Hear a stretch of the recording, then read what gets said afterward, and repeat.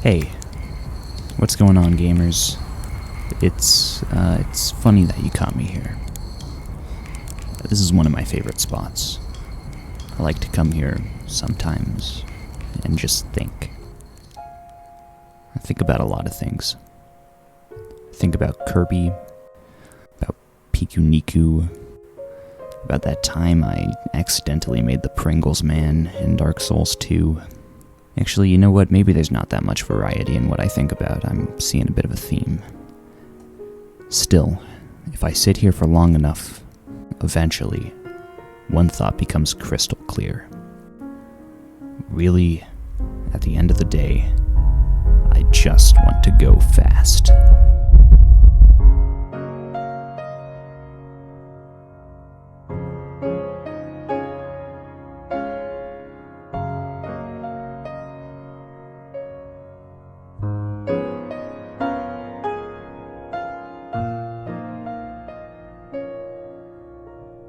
Okay, wait, hold on a sec.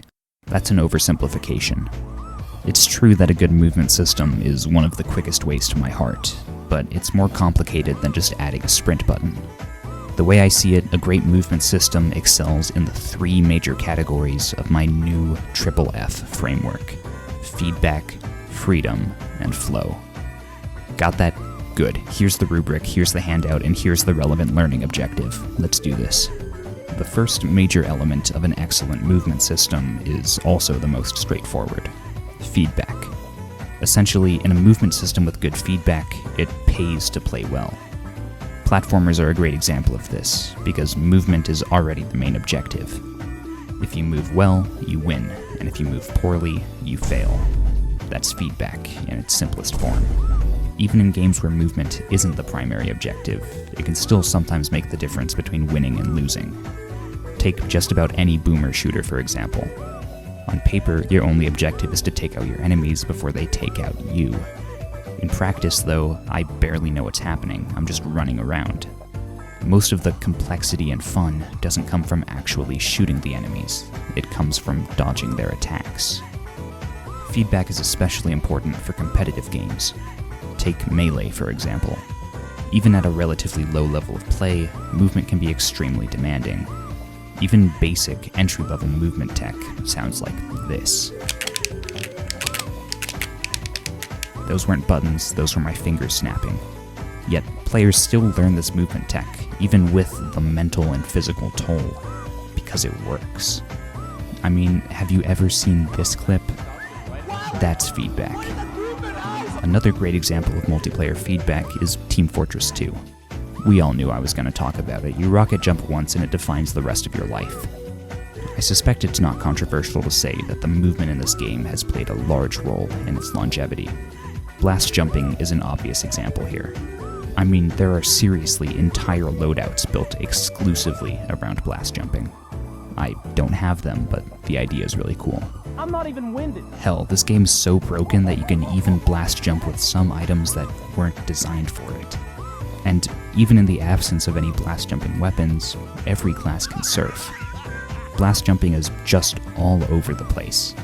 That's not the reason I'm talking about it, though. I'm talking about it because, again, it actually works. In the chaotic 12v12 madness of a typical TF2 match, a bit of unpredictable movement can make the difference between living and dying. In general, a good movement system gives you a reason to learn its intricacies. Don't get me wrong, I'm all for intrinsic motivation, and I do still pop off when I take a clean-ass line in Stardew Valley. But there's a reason I practice in TF2. It's fun, of course, but it also gives me a tangible competitive advantage. Clean movement on its own is fun, but pulling off some crazy moves and getting away with it, that's feedback. The next component of an excellent movement system is freedom. Let me kick off this section with a discussion of a genre I should love: racing.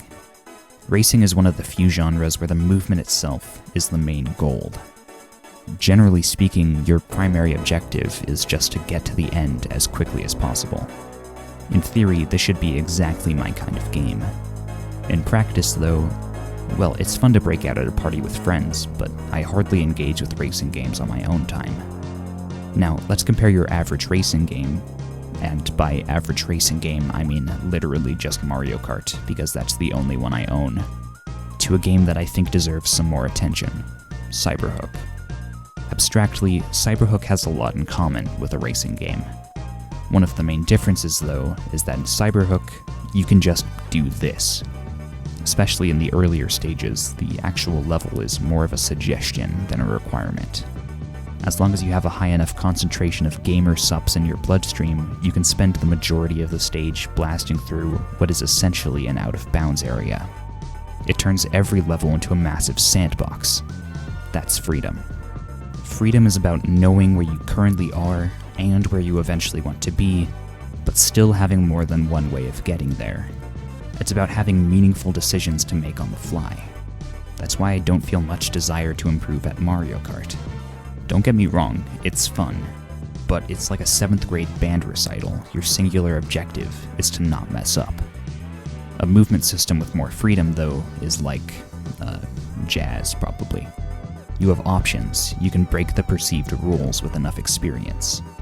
When done well, the end result of such design is a consistently interesting movement system, regardless of the player's skill level. As a more experienced player, the goal moves beyond simply succeeding. It becomes more about expression. It's exciting to be able to improvise, to turn failure into an opportunity. Perfection may be satisfying, but freedom is a hell of a lot more interesting. The final element of the best movement systems is simultaneously the most crucial and the most abstract. Honestly, with that in mind, this part of the framework kind of needs some revision. Hey, Logum of the Future, fix this shit. No, I don't think I will. Flow is an extremely common buzzword when it comes to talking about games, but it has a specific meaning when it comes to movement systems. Let me ask you this. What is the worst thing a movement system can do?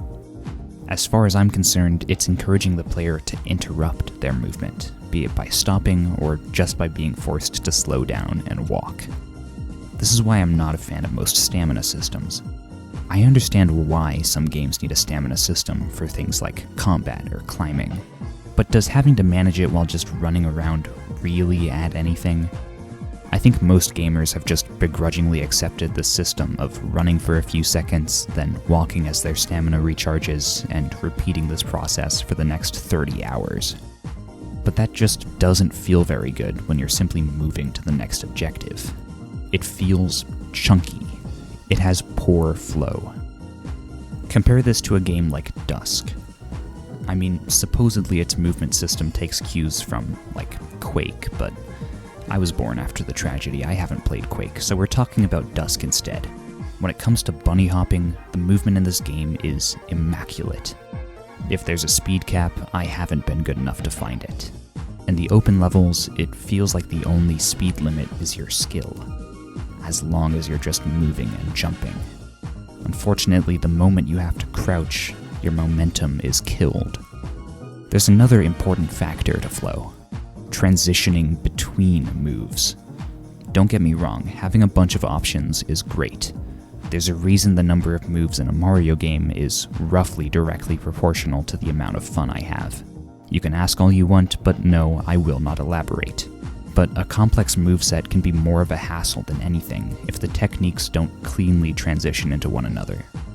Mario 64 excels at these transitions, partially by accident. I mean, the flow between dive chains, long jumps, and triple jumps is fairly self-evident. But you also have options like firsties and speed kicks that can turn what should be slower options into just another part of your clean moveset. Honestly, if Mario 64 didn't let you conserve momentum like this, I doubt I'd still be playing it today. It's my favorite movement system in gaming, precisely because of its flow. Let me put it this way. Good feedback and freedom are sufficient for a good movement system, but only flow can create a movement system. So don't get me wrong, not every game needs to excel in these three categories. I'm not advocating for speed kicks in Slime Rancher. Unless No, seriously, not every game needs to have a demanding, complicated movement system. But if your game is going to have long stretches of just movement, maybe you should consider making it a bit more engaging. Movement is fundamental to a lot of game genres, and too often it feels like it can just be boiled down to holding W. So I guess what I'm saying is that maybe I'll just stick to platformers. Thanks for watching, and keep gaming, gamers.